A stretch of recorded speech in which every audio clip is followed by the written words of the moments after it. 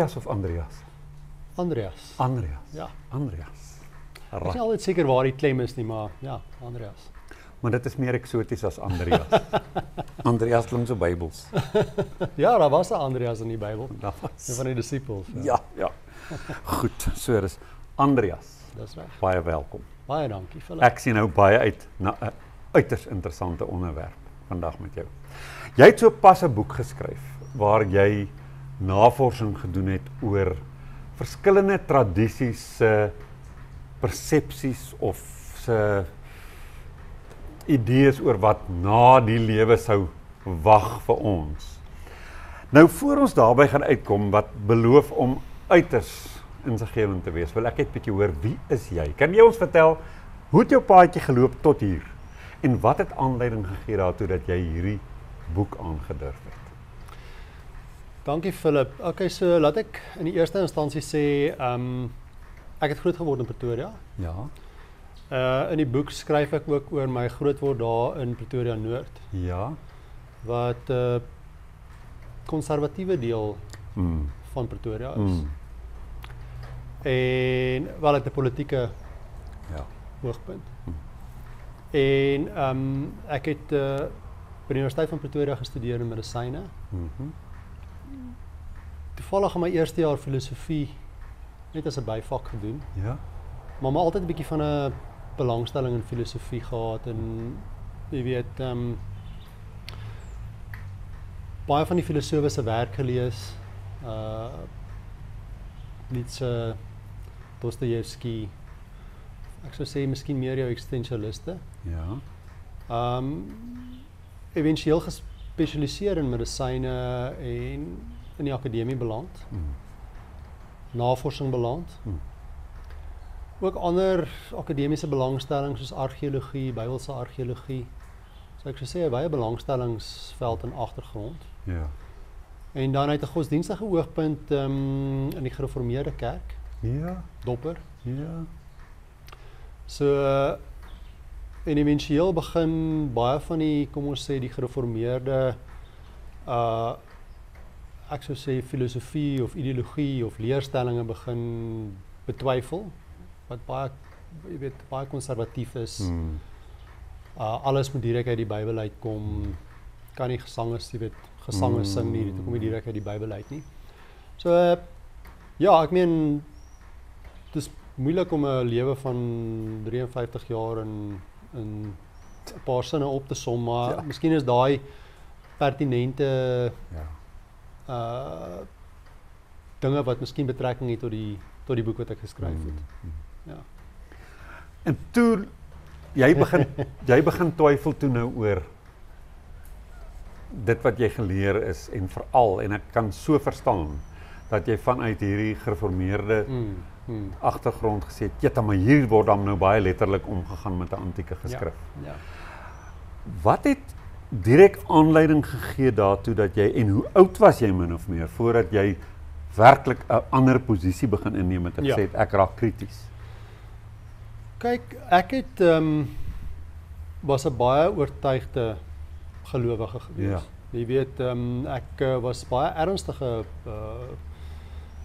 jong man wat byvoorbeeld my katekisasie baie ernstig opgeneem het, my godsdienst baie ernstig opgeneem het, wat ek beleef het as 'n sogenaamde verhouding met God en met Jesus Christus, daai tipe van ding, soos maar tradisioneel was in my omgewing. Ja. Gebid, jy weet, deur my studiejare gebid en so aan.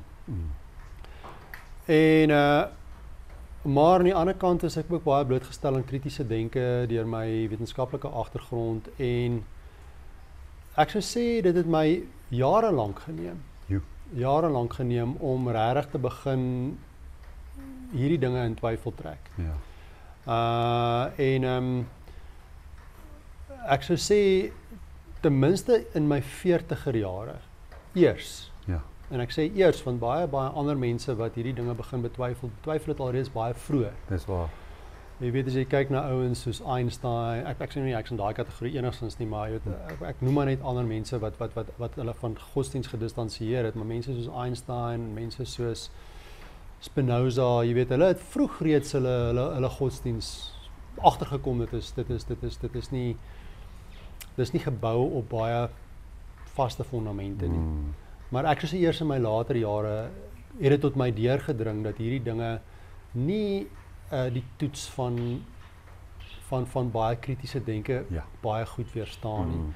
Jy weet in spesifiek die idee oor 'n lewe na die dood, die afterlife, die pragtige idees oor 'n hemel, 'n paradys. Hierdie dinge staan op baie onkerige bene in my opinie. Maar die teorie daaroor is natuurlik interessant. Is baie interessant die pragtige teorie wat daaroor uitgedink is. Sou jy sê dat 'n mens baie lees van die spesifieke kultuur se stories daaroor, of dink jy kan 'n lyn deurtrek wat vir die hele menslike spesies geld, oor wat in die siege van die mens aangaan, dat sulke stories posgevat het? Ja, ek spekuleer nogal daaroor in die boek. En een van die sielkundige teorieë wat en daar's verskillende sielkundige teorieë daaroor, daar's nie net een nie, maar een van die sielkundige teorieë wat ek daaroor bespreek is die terror management theory. En wat dit basies op neerkom is dat, kyk, die mens is bewus van sy bestaan, sy mortaliteit.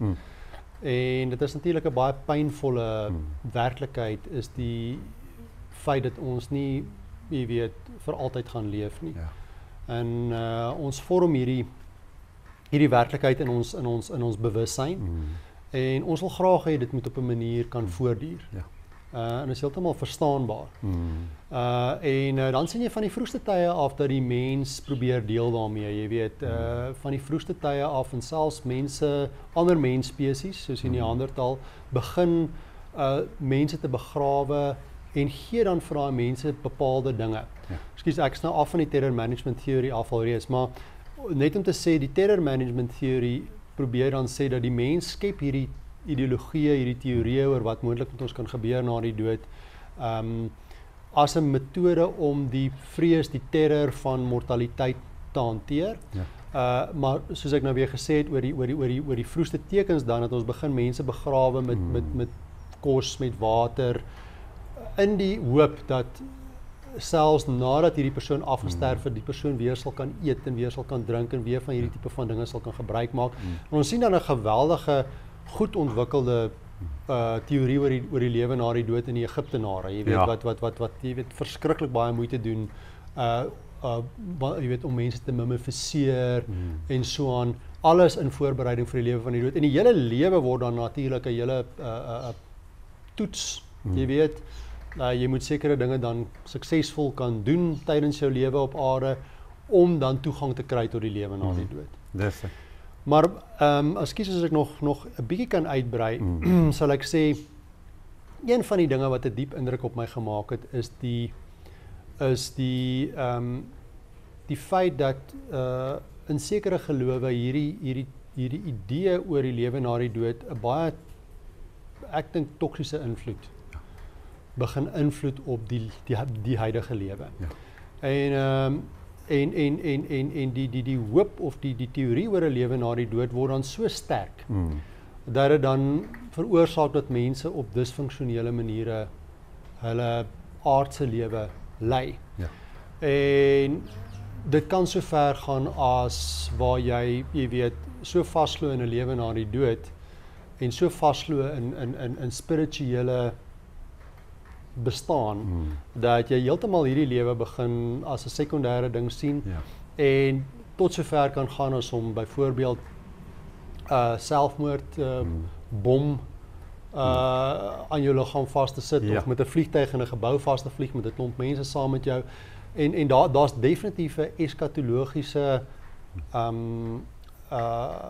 regverdiging vir hierdie tipe van dade, omdat jy dan nou glo, jy weet, as martelaar gaan jy bepaalde voordele hê, jy gaan 'n baie spesiale plek in die lewe na die dood hê, jy gaan baie spesiale dinge kan doen vir jou familie in die lewe na die dood, jy weet, daar's mense wat saam met jou, jy sal mense kan saam met jou nooi na die paradys toe, omdat jy hierdie dade gepleeg het, en dit nou vir jou bepaalde implikasies gaan hê vir die lewe na die dood, en dit is daar waar ek dink veral dit 'n baie toksiese invloed op hierdie lewe uitoefen. Maar ook ja, laat ek tot daarso praat. Dis 'n baie belangrike ja. punt wat jy maak. Mense sou maklik kon vra indien dit nie waar is nie. Wat maak dit saak dat iemand fantasieë het oor 'n lewe na die dood? Ja. Maar jy het nou genoem dat mense byvoorbeeld selfmoordbommers sal wees, omdat hulle glo dat daar 'n beloning daar wag en hierdie is dan 'n sekondêre lewe. En die ander deel en kant hiervan is dat mense 'n aaklige lewe hier het en jy praat oor terror management. En dit is belangrik dat ons deel met hoe ons voel oor die feit dat ons nie vir altyd leef nie, want ons gaan doodgaan. Maar 'n ander ding wat mense doen met my pla, en ek wil hoor hoe jy dit aanspreek, is dat mense ongelukkig is hier en hulle self troos met toe maar dit gaan nie vir altyd aanhou nie. Die beste lê voor. En dis aan kan die graf. Ja, kyk, ek dink dit is natuurlik een van die dinge wat aangehaal word as een van die sterkpunte van hierdie tipe van geloof, né? Kyk jou baie van jou gelowe is baie suksesvol onder mense wat baie swaar kry, reg? Ek dink byvoorbeeld die Christelike geloof het baie versprei in die Romeinse tyd, veral onder die sogenaamde, jy weet, plebeiers of die mense wat in die swaar gekry het, wat jy weet dan hierdie geloof kon aanneem en dan vir hulle verligting gegee. Ek sou argumenteer dat alhoewel dit aangebied kan word as 'n argument hoekom dit dalk goed is, sou dit nog steeds 'n vals basis wees om dan jou aardse lewe beter te hanteer. So jy kan dan ook argumentsonderhalwe sê enige fantasie wêreld wat vir jou ontsnapping bied in hierdie wêreld is dan 'n voldoende regverdiging. So alhoewel dit miskien waar kan wees, maak dit nie die teorieë meer waar nie. Met ander woorde, net omdat ek ontsnapping kry in 'n geloof in 'n lewe na die dood, maak nie daai teorie dat daar 'n paradys gaan wees met waters van, jy weet, met riviere van melk en honing, maak dit nie meer waar nie. Ek sou verder argumenteer dat dit 'n beter manier sou wees om hierdie slegte ervarings in die aardse lewe te hanteer, sou wees met meer verbeterde aardse dinge. Met ander woorde, kom ons sê jy het 'n baie slegte bestaan hier omdat jy sieklik is. So ek argumenteer dat beter behandelings van jou siekte 'n beter manier sal wees as 'n fantasie oor die lewe na die dood. Dieselfde geld vir armoede en al die ander redes hoekom mense swaar kry. So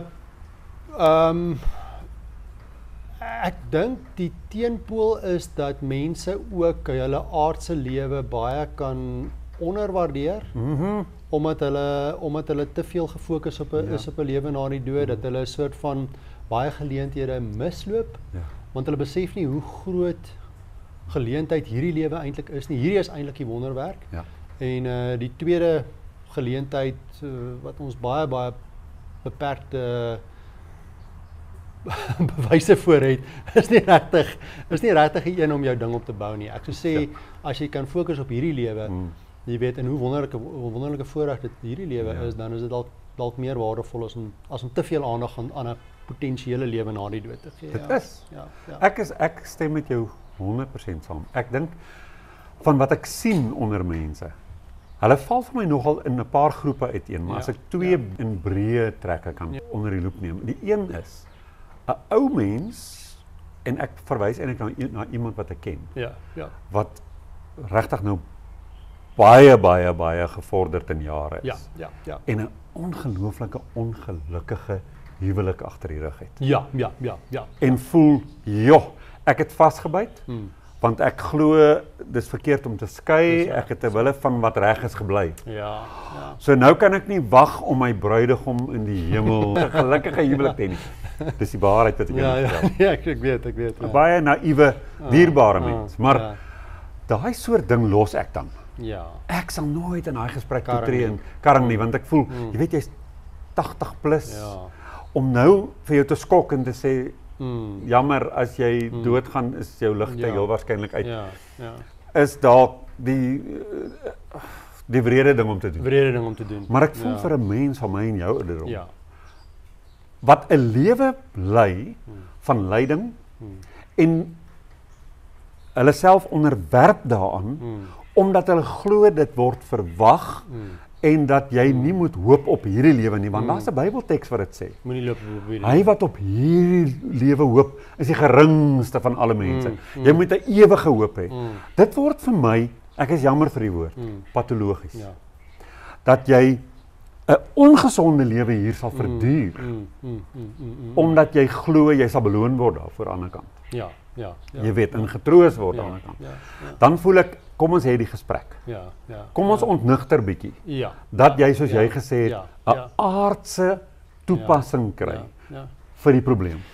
Jy is heeltemal reg daaroor. Ek sou sê, mense dink baie keer hulle word verskriklik iets ontneem wanneer jy hulle ontnigter oor wel dat jy ten minste, want jy weet mense wil altyd hê jy moet dink soos hulle dink. So selfs wanneer ek vir jou sê maar ek glo nie in 'n lewe na die dood nie. Ons stel dit baie keer vir mense want hulle wil hê ek glo in 'n lewe na die dood, so jy moet ook glo in 'n lewe na die dood. Ek glo in 'n lewe na die dood, so jy moet glo jy gaan in die hel brand as jy nie, jy weet, in hierdie goeters glo nie. So ek dink ek sou sê dat in my opinie ten minste is dit 'n groot geskenk om nie in hierdie tipe van goeders te glo nie. Want dit stel hierdie lewe, hierdie planeet, hierdie geleentheid wat jy het in 'n heeltemal 'n ander lig. En jy besef skielik dat jy het hierdie een kans gekry wat 'n kans is wat baie spesiaal is. Kyk, mens moet dit nie in die ligtelik opneem nie. Jy weet, sover ons weet, ons spekuleer dat daar miskien ander intelligente wesens is, maar sover ons weet is ons die enigste intelligente wesens. So ons is eintlik die enigste groep wat bewus is van die heelal, van plante, diere, al die mooi dinge wat daar is. Dit is iets besonder spesiaal. En mens moet geweldige klem daarop eintlik lê in hierdie lewe dat kyk, wake up and smell the roses. Kyk hoe pragtig is dinge. Kyk hoe mooi is die natuur. Geniet elke dag. Beskerm die planeet. Is iets spesiaals. Geniet, jy weet, bou goeie verhoudinge. As verhoudinge geweldig toksies is, stap weg daarvan af. Maak 'n nuwe begin. Want jy gaan nie noodwendig. In my opinie, jy gaan nie 'n ander geleentheid kry nie. Maar baie mense wil dit dalk nie so sien nie. Hulle wil dalk tog nog 'n hoop op hierdie tipe van ding hê. Maar soos ek sê, om al jou hoop te plaas op 'n ding wat op sulke, jy weet, as jy net sulke wankelrige bene staan, want jy weet hierdie teorieë is so ver gesog. Dat as jy regtig bietjie krities daarna gaan kyk, dan kom jy baie vinnig agter, my magtig man. Ons het mos dan nou al baie sterk teleskope. Waar gaan hierdie dinge gebeur? Waar is hierdie plek met die mure en die hekke en die riviere van melk en heuning? Of baie mense, omdat ons nou weer, daar's nie, jy weet, die wolke hierbo, daar's nie 'n hemel daar nie. Nou begin mense maar te spekuleer, dis in 'n ander dimensie, dis in 'n geestelike dimensie. So ons moet allerlei sulke plekke soek waar hierdie vreeslike tweede lewe nou gaan afspeel. Maar regtig, jy weet, as jy 'n bietjie begin mooi daaroor dink, dan is dit dan baie onwaarskynliker as so iets gaan wees. Al wat 'n ou doen is, ons is net besig om die narratief te verander in iets wat ons wetenskaplike manier van dink pas. En so. Maar ek wil net terugkom vir 'n oomblik, voor ons by die interessante stories uitkom. Die dubbelsinnigheid, en jy het dit nou gesê eintlik, die dubbelsinnigheid van ons beskouing van hierdie planeet. Ons sal enerzijds sê, is dit nie die wonderlikste natuur nie, en dan plaas ons blomme en diere en goed. En ons ervarings met die planeet sal ons plaas op Facebook en oral, en ons besing die wonder van die lewe. En in die volgende asem verkleineer ons dit, sonder dat ons dit besef. Deur te sê, dit is nie belangrik nie, dis 'n deurgangskamp, ons mors eintlik met die planeet. Terwyl ons sê dit is so wonderlik, die volgende oomblik mors ons met die planeet, is ons nie ernstig genoeg oor aardverwarming en al hierdie dinge nie, omdat ons eintlik glo, dis 'n minderwaardige planeet hierdie. Nee, kyk, as jy kyk na jou groot profete, en jy kyk na Mohammed, jy kyk na Jesus, jy kyk na baie van jou profete, hulle is almal mense wat in die apokaliptiek geglo het. Met ander woorde, hulle is almal mense wat eindtyd profete is. Nou, as jy vandag iemand kry wat op die straathoeke staan en skreeu, die einde van die wêreld is op pad, gaan meeste mense dink, kom ons vat daai persoon na 'n die naaste psigiatriese fasiliteit toe en ons gee vir hom medikasies en so om te kalmeer. Maar ongelukkig in die tyd wat hierdie ouens soos Jesus en Mohammed geleef het, het die mense 'n bietjie te veel hulle ernstig opgeneem oor hierdie eindtyd stories van hulle, jy weet. So hierdie ouens is eindtyd profete gewees. En hulle het 'n gevolg ontwikkel en ander ouens het na hulle gekom en nog verder hierdie mitologie rondom hulle gaan uitbou in hulle eindtyd dinge in. En nou sit ons in 'n situasie waar 85% van die menslike bevolking basies aan einde van die wêreld profete se stories glo. En dit is sleg vir die planeet. Want ultimately hierdie ouens het gedink die wêreld gaan tot 'n einde kom. En dan gaan daar 'n soort van 'n nuwe wêreld geskep word op 'n wonderbaarlike manier, nie op 'n werklike manier nie, op 'n wonder, jy weet 'n soort van toer, as ek daai type van woord kan gebruik. Jy weet op 'n sonder dat daar jy weet dit op 'n praktiese manier gedoen moet word. Word net 'n spreuke woord en dit gebeur, daai tipe van metodologie. En ek sou sê dit is nie werklik die tipe van teorieë wat goed is vir die aarde nie, want as jy glo, kyk daar kom 'n Armageddon. Daar kom 'n eindtyd en alles gaan die islamiese die Islam het 'n vreeslike dramatiese storie oor hoe die wêreld te einde gaan kom en alles gaan doodgaan en 'n trompet gaan geblaas word en jy weet almal die laaste mens gaan sterf en is 'n vreeslike jy weet en dan gaan almal weer opstaan en vreeslike kom ons sê 'n dramatiese storie maar om in sulke goed te glo kan nie baie gesond wees vir jou uitkyk op omsien na die planeet nie. En natuurlik al hierdie goeters is gebaseer op eindtyd teorieë. Wat vir my rof daarvan is. Ons het nou gesê dit verkleineer die planeet. Dit maak jou lewe hier minderwaardig. Dit maak dat jy nie oplossings soek vir die sielkundige effek wat dit op jou het dat jy weet jy gaan doodgaan nie. Vir probleme wat jy mag beleef nie. Jy ontvlug en so aan. Een van die goed wat vir my baie pla daarvan is dat 'n mens in jou siege 'n enjin aan die gang sit wat die hele tyd hardloop. Wat 'n vreesgebaseerde ding is. Jy mag nie elke dag daaroor dink nie, maar dit dryf jou lewe want daar's 'n laaste dag en daar's groot goed wat groot goed. En daai goed moet sielkundig. Ek wonder of ons weet wat dit doen aan die siege van 'n mens. Wel, Philip, ek dink nie jy kon dit beter stel nie. En daar in hierdie terror management theory is daar nog 'n ander komponent en dit is in- en uitgroepe. Nou kyk, as ek in 'n bepaalde eskatologie glo, die Christelike een, dan sien ek mense van ander gelowe uit 'n bepaalde vergrootglas uit of uit 'n bepaalde invalshoek uit.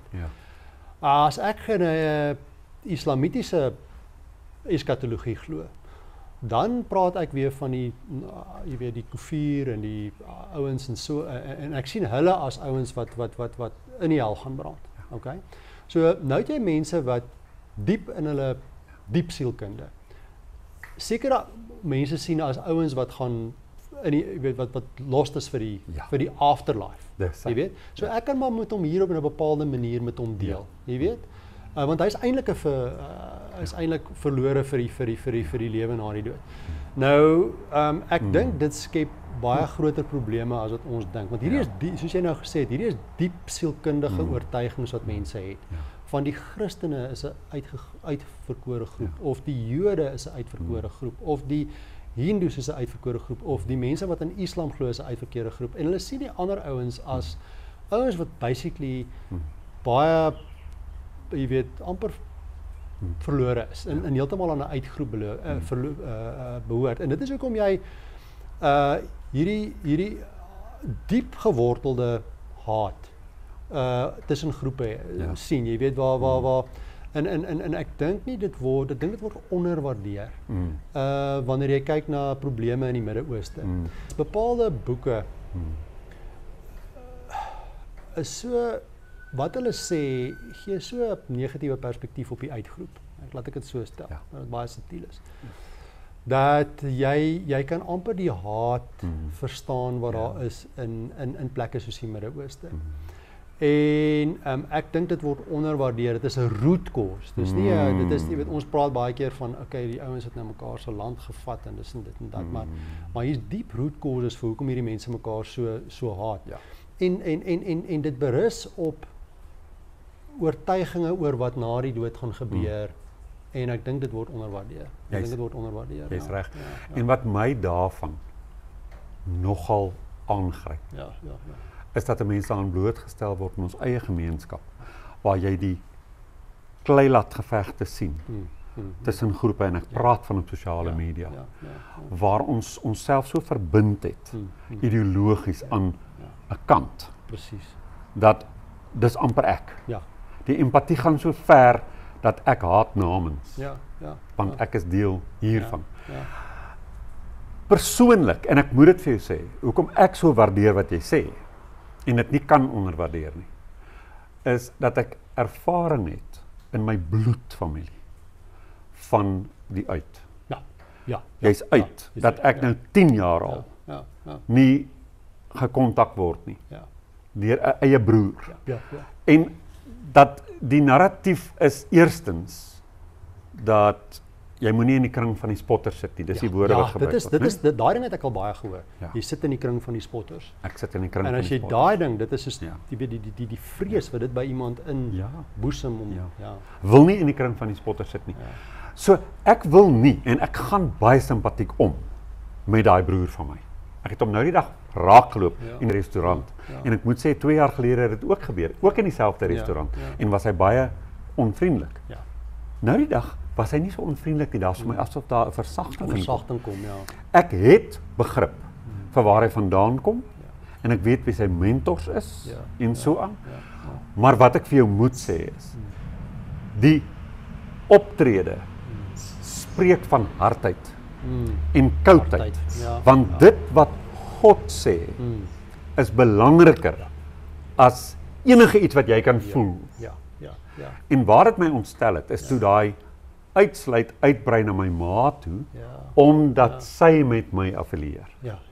Toe word sy ook ingesluit as die wat in die kring van die spotters sit. En my ma word gemartel emosioneel deur 'n kind wat haar nie wil sien nie. Net omdat sy nie sy broer wil afsny. So ek moet vir jou sê, ek verstaan heeltemal wat jy sê en ek dink dit maak, en die ander ding, hoe dit by ons gesprek aansluit is. Hy het 'n fotootjie vir my aangestuur 10 jaar gelede waar hy gesê het, sien jy hierdie tou, dis gerol. 'n Puntjie van hom is rooi gekleur en dis hierdie aardse lewe. En dan hierdie onmeetbare lang tou is die ewigheid.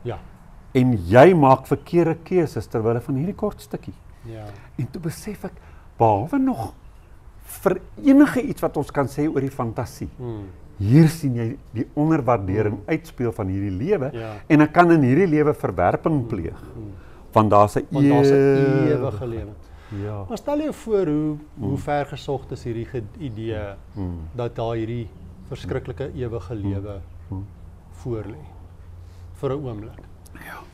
I mean, in die eerste plek, hierdie goed is gekoppel met 'n hel. Nou, stel jou voor jy sit nou in die hemel. Nee, jy sit nou daar, jy's nou in watter vorm het ook al aanneem, natuurlik van hierdie vorms is uiters ver gesog, maar kom ons stel vir jou vir 'n oomblik voor, jy sit in 'n paradys, daar's riviere wat melk in het, ander het heuning in. Waar sal die bye vandaan kom wat al die heuning maak, die koeie wat al die melk maak om 'n hele rivier daarvan te hê terloops, maar dis seker nie prakties nodig nie. Die melk kan seker net getoer word. Magiese melk dalk. Of miskien is dit simbolies van oorvloed, ek weet nie.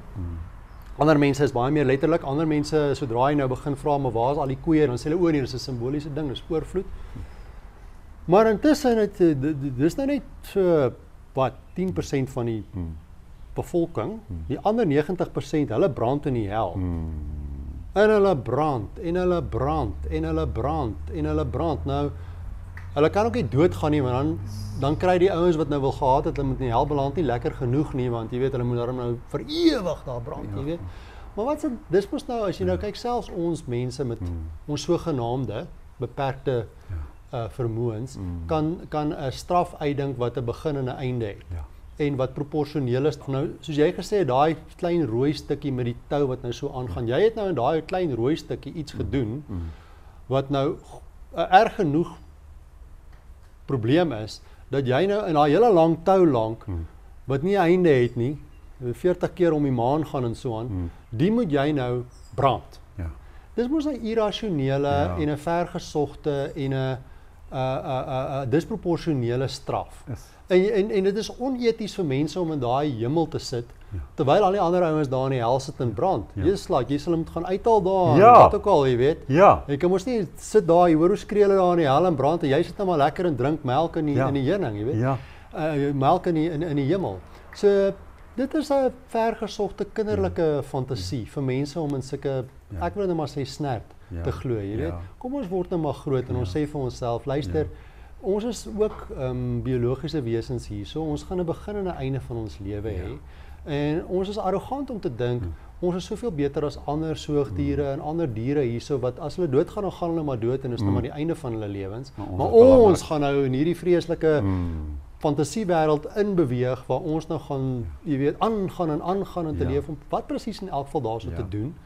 Dis nie duidelik nie, gaan ons die hele dag, jy weet, party van die Christelike goeters, nee, jy gaan God die hele dag vereer. Ek gaan eerder doodgaan as om dag en nag te sit en psalmpies sing en iemand se, jy weet, 'n prys en ek wil nie sê, jy weet, sy ego te probeer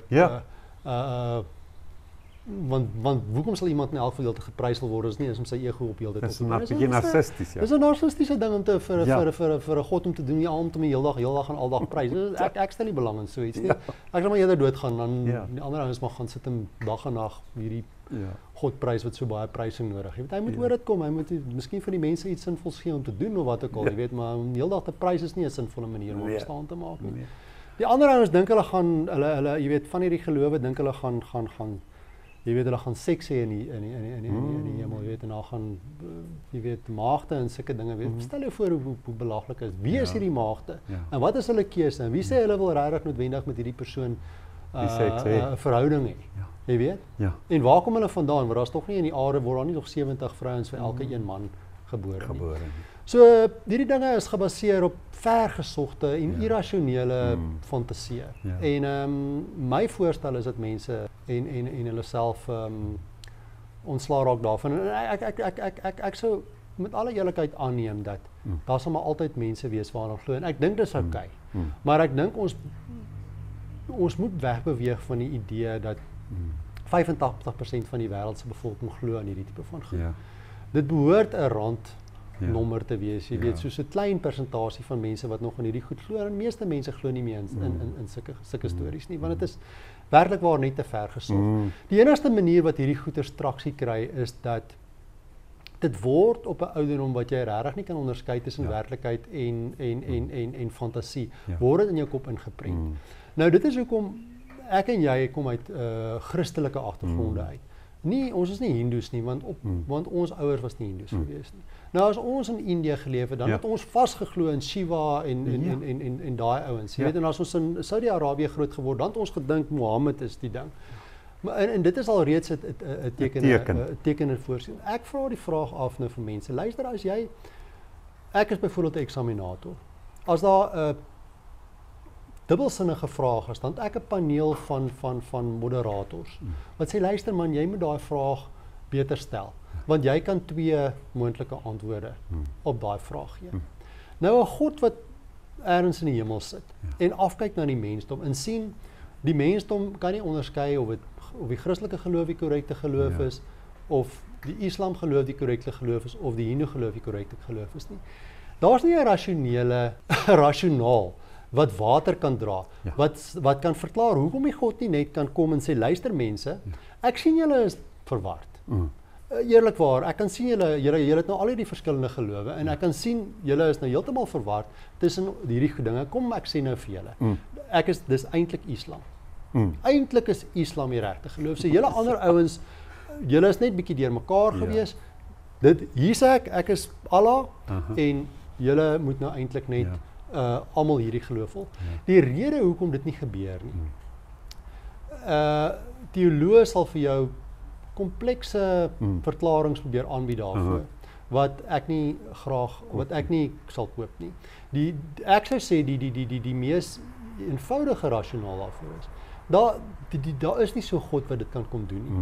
Daar bestaan nie so iets nie. Wat so raai ripa speel met raai ripa speel met die wêreld nie. Ja. So as jy 'n CEO is van 'n company en jy sien jou mense is heeltemal verward oor wat die rigting is. Dan kom jy en sê vir hulle luister, kom ek praat met julle almal, dis die rigting.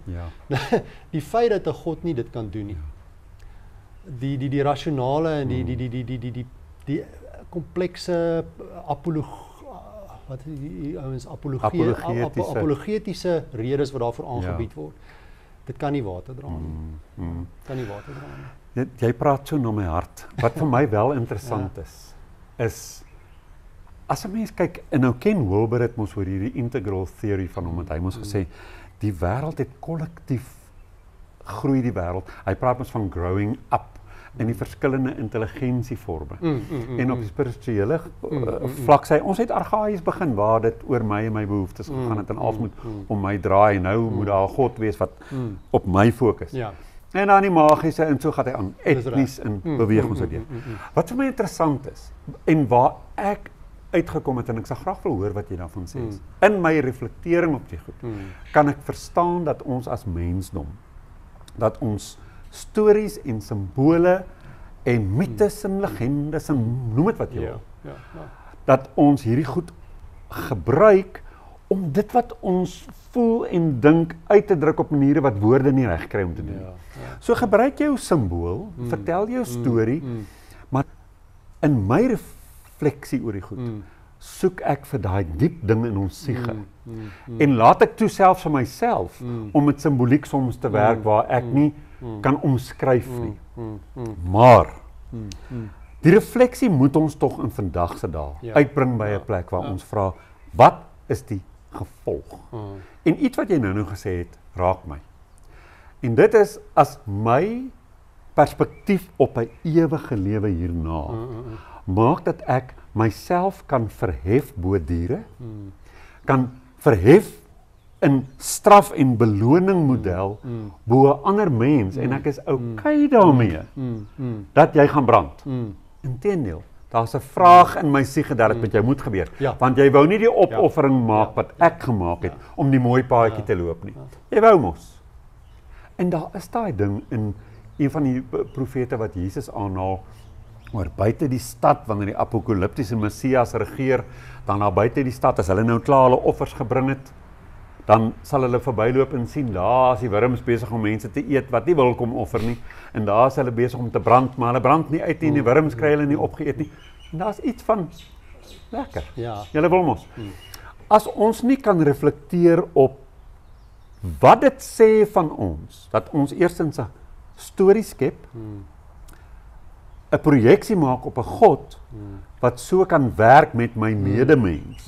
Nee, met my medemens. Dan begin ek baie ernstige vrae vra oor die mens se behoefte om nog so bietjie te groei. Wel, ek dink nie ek kon dit in beter woorde gesê het as wat jy dit nou presies daar gesê het. Ek dink jy het dit nou so, as ek die woord eloquently kan gebruik. Jy het dit nou so goed en so presies reggestel. Dit is net dit dui op daai probleem van die feit dat ons kyk, ons moet verstaan waar dit vandaan kom. En in my boek skryf ek oor die problematiek wat die Jode mee gesit het tydens die Maccabean revolt. En waar hulle gehad het dat daar mense was wat hulle lewe opgeoffer het vir hulle Joodse geloof. Die mees klassieke storie daaroor is Solomonia, wat al 7 haar seuns is basies op 'n plaat verbrand, omdat hulle nie die Griekse godsdiens wou aanvaar nie. Nou, As jy my vandag vra, sê ek vir my 2 seuns gesê, julle vat daai Griekse geloof nou. Nou. Jy vat dit nou en jy praat dit. Ja. Ek gaan jou nie laat op 'n plaat doodbrand vir jou Joodse geloof. Jy vat daai Griekse geloof. Maar sy het haar 7 seuns, al 7 een na die ander geoffer vir die Joodse geloof. Nou, so iemand moes 2 dinge kry. In die eerste plek, sy moes iemand kry wat vir haar sê, jou seuns gaan 'n beloning kry hiervoor op 'n ander plek. Hulle het nou hier doodgebrand, maar hulle gaan 'n beloning kry vir die ander plek. Dit moes sy kry. Die tweede ding wat sy moes kry is, die ouens wat jou seuns hierso doodgemartel het om oor te gaan na die Griekse geloof toe, hulle gaan 'n helse straf kry ergens. En dis hoekom ons 'n God gemaak het, geskep het, wat vir ons daai dinge kan bied. Ja. Ons het 'n God geskep vir ons wat ander mense helheid kan straf. En ons mense ongelooflik kan beloon. Ja. Maar ongelukkig, dit bly dinge wat ons gemaak het om vir ons die lewe makliker te maak. En dis waar jou terror management theory sê daar is 'n in die afsterf van die uitgroep is daar vir jou 'n ontspanning, 'n ontlading. En dit is waar jy sien wanneer die ouetjies uit op 7 Oktober bel en vertel ons het Jode doodgemaak, dat daar 'n soort van 'n verligting is. Ons het hierdie ouens in die uitgroep bygekom en hulle is dood en ons het hulle reg gesien en ons kan nou ons voel goed daaroor. Jy weet, want ons het nou gedoen wat ons veronderstel is om te doen, maar dit is patologiese dinge hierdie. Jy weet, dit is patologiese denke en ons wil dit graag goed praat want dit kom 'n lang pad saam met ons en so aan, maar my opinie gaan ons erns, jy weet, dit gaan nie in my en jou leeftyd plaasvind nie, want miljoene mense gaan hierdie goeters bly glo en gaan bly hulle kinders daar indoktrineer, maar op 'n stadium gaan die mensdom moet maar besef dat hierdie dinge, jy weet, ek dink baie mense het geweldige kognitiewe dissonansie om hierdie vreemde stories te bly glo. En ek het dit gehad. Jy weet, ek moet glo in hierdie paradys, ek moet glo in hierdie, jy weet, Jesus. Die hele storie oor Jesus, jy weet, en hierdie ou wat afgekom het en toe het hy nou vir ons sondes gesterf, jy weet, en God het nou, jy weet, hy kan almal se sondes vergewe want hy het hierdie ou doodgemaak. Dis 'n irrasionele metodologie, jy weet. Hoekom sal God in elk geval 'n ou moet doodstraf sodat hy nou my sondes kan vergewe? Hy kan net my sondes vergewe en klaar kry. Dis kan net liefdevol wees, my sondes vergewe en klaar kry. Hy het nie nodig om hierdie metodologie te volg nie. Maar nou word daar, jy weet, dis nou hierdie kosmiese rol wat Jesus moet speel, wat God moet hom nou doodmaak, want dan kan hy die mense. Dis 'n irrasionele, is fundamenteel irrasioneel om te dink daar so metodologie is nodig. En weet dit was vir my ek wil nie sê maklik nie, maar in 'n sekere sin maklik, kognitief. Om net te gaan kyk, luister, is dit 'n God se idee, hierdie bloed? Ja. En dan gaan jy terug na die Azteke en die Mayas en goed en dan besef jy nee man, het al lank al daai goed uitgedink, ja. Dis mense wat hierdie goed uitgedink het, kan ons dit nou net uit 'n God prentjie uitkry. Ja. Maar dit is vir my die interessantste ding, dat elke liewe godsdiens en nasie het sy hemel en hel storie. Maar as ek my storie klaar geskryf het, gaan die ander godsdienste mense nie na my hemel toe nie. Hulle gaan net na hulle sin toe. Nee. So of as baie hemele, met baie gode, of al die goed is net stories. Maar die uitsluit bly net hierdie tema. Dis groter as die insluit. Ja. Toe ek teologie, die enigste geloof wat insluit, is die Hindoe geloof. Dis waar. Natuurlik een van die dinge wat ongelukkig nog een van die dinge wat ongelukkig met die Judaïsme vir ons gekom het, is die toenemende fokus op monoteïsme. Nou op 'n stadium was monoteïsme, moes hierdie verskriklike fantastiese ding gewees. Yes, jy weet, ons nou hierdie fantastiese God. Ons glo nou net in een God. En nou is ons soveel slimmer as julle ouens wat in hierdie 10 gode. Want kyk nou, ons het nou hierdie baie konsekwente ding. Maar 'n monoteïsme is 'n verskriklike toksiese ding. In die eerste plek, dit kan nie 'n man en 'n vrou wees nie. Nee. Want dan het jy 2 gode. Ja. So nou moet jy een van die geslagte kies, so jy kies die manlike geslag. Ja, nou gooi ons vir Asherah weg. So nou gooi ons vir jy weet, al die vroulike gode weg en onmiddellik word ons paternalisties. Ja. So daar's al klaar 'n punt teen die Ja. fantastiese monoteïsme. Dis jy weet. Die ander ding van monoteïsme is dit is 'n baie harde sienswyse. Dit is jy weet jy het hierdie een God en julle ouens met julle ander gode, julle is almal hel toe. Ja.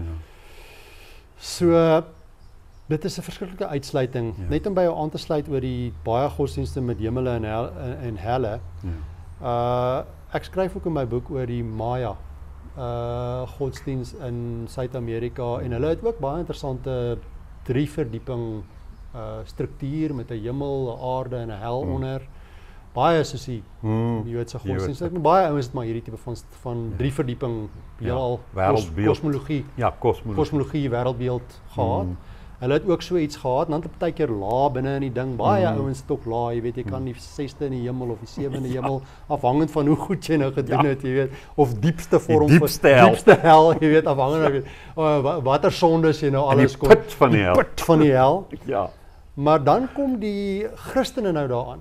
En hulle is kultureel totaal meerwaardig teenoor hierdie ouens se ding. Jy weet, hierdie ouens se storie is sommer net duivelspraatjies en hulle brand hierdie ouens as hekse en hulle brand hulle en hulle pleeg eintlik 'n jy weet 'n kulturele en 'n volks fisiese moord op hierdie ouens gebaseer op 'n kulturele en godsdienstige chauvinisme wat hulle daarso toon wat eintlik vir jou skrikwekkend is. Jy weet, as jy kyk na hoe hulle optree en hoe hulle aanneem dat hulle godsdiens met hulle 3 verdieping kosmologie is soveel meerderwaardig as hierdie ouens wat daar is met hulle kosmologie wat eintlik maar dieselfde fantasie is, jy weet. Dieselfde fantasie is, dieselfde magiese elemente. Dieselfde magiese elemente, ja. Maar dit is ons intoleransie vir verskeidenheid. Terwyl jy moet net deur die wêreld reis om te weet hoe divers is dit. Maar ons laat dit nie toe nie. Die een ding wat ek jou sal sê oor godsdienst is ek dink dit gee as mense 'n tree kan teruggee van hierdie vaste en harde gelowe daarin. So ek sê dat dit gee 'n diversiteit wat mense nie altyd wil weggooi nie. As Islam byvoorbeeld nie so hard was met hulle idees oor lewe na die dood en so aan nie en hulle het meer as 'n kulturele verskynsel gesien. En ek dink Hindoeïsme is daar nader aan waar ons moet wees. Dis 'n pragtige kulturele verskynsel. Jy weet as jy kyk na goeie soos hierdie feeste wat hulle Holi waar mekaar met die klere, verskillende klere poeier en so aan gooi of Diwali waar almal vuurtjies maak en vuurwerkies skiet en so aan.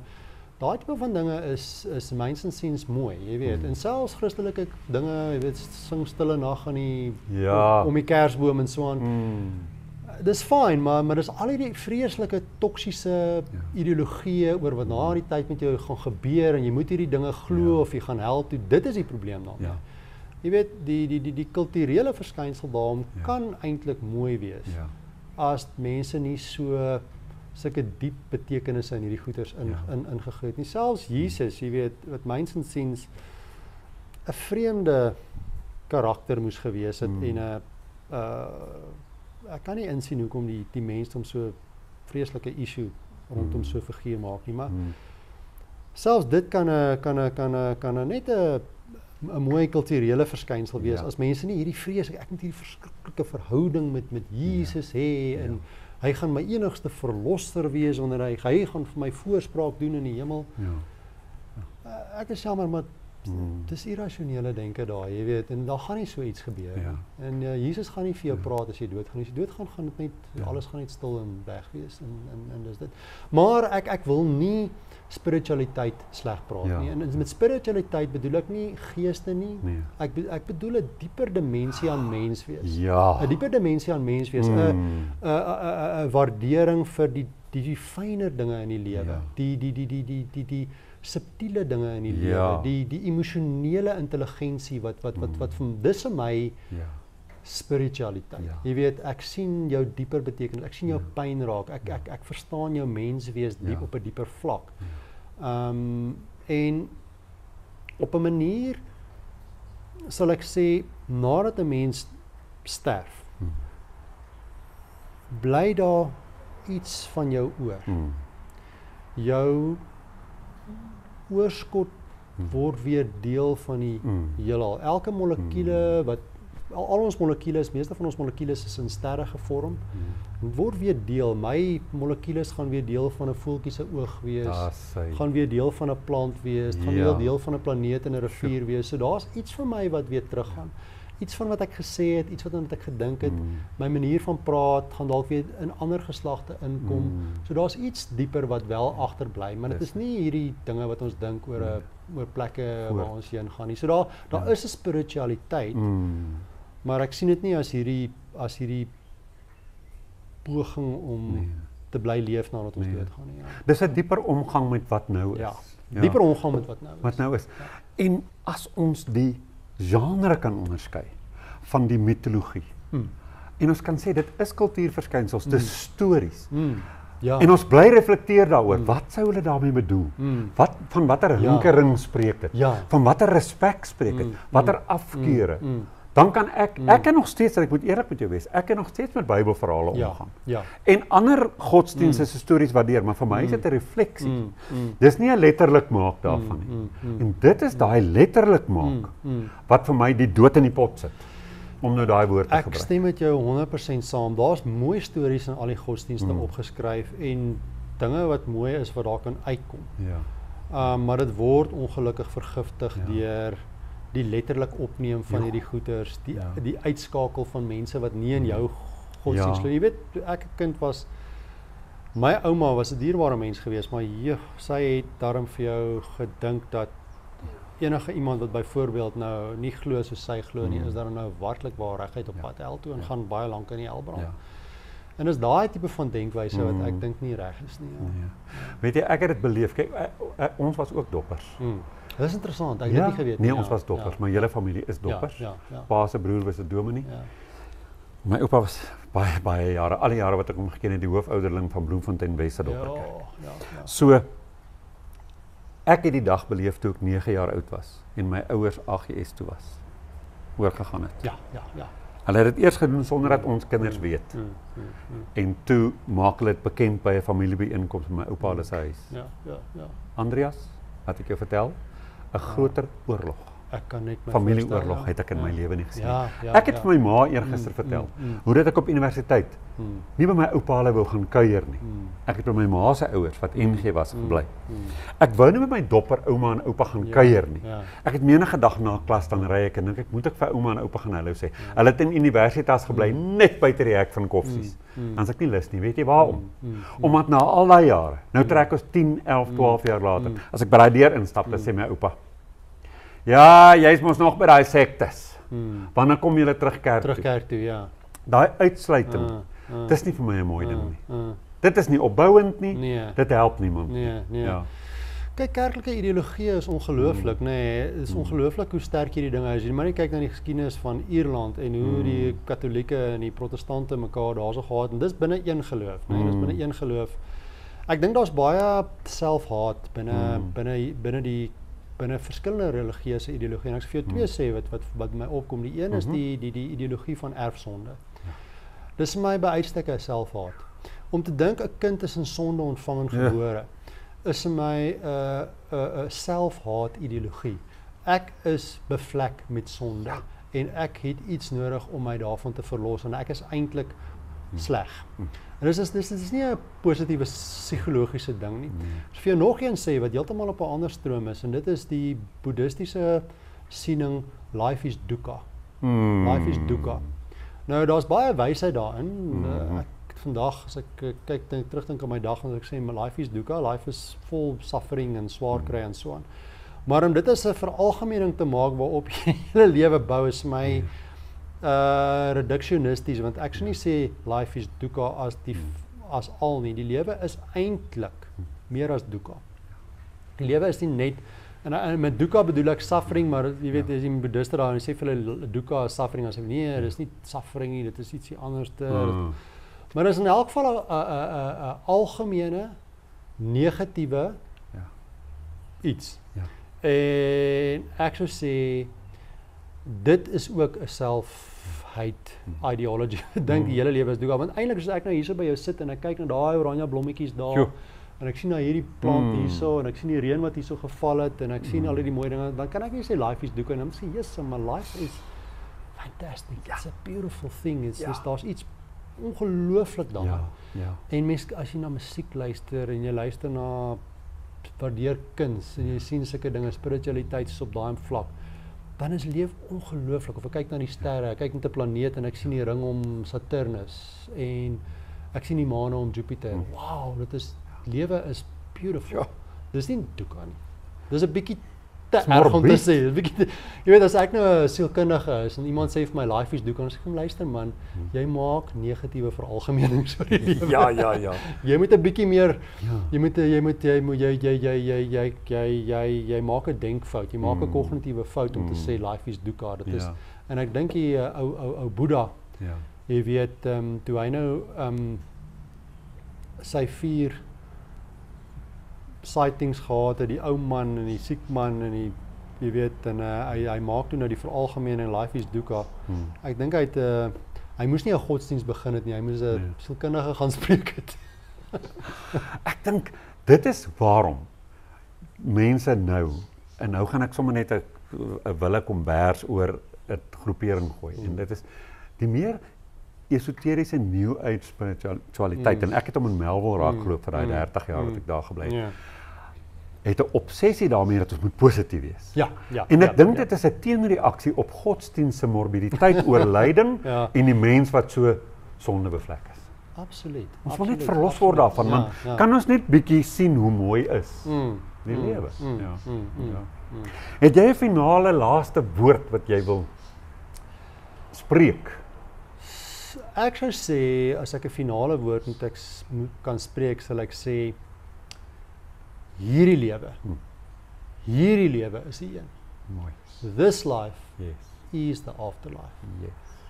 Hierdie lewe, hierdie planeet, vandag, dit is waarop ons die klem moet lê. En enige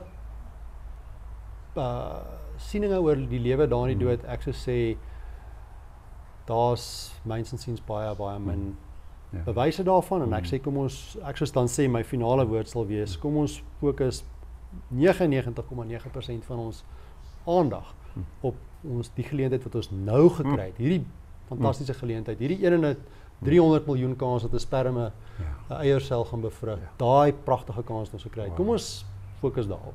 Mooi, dankie. Dis 'n mooi preek. Dankie Andreas.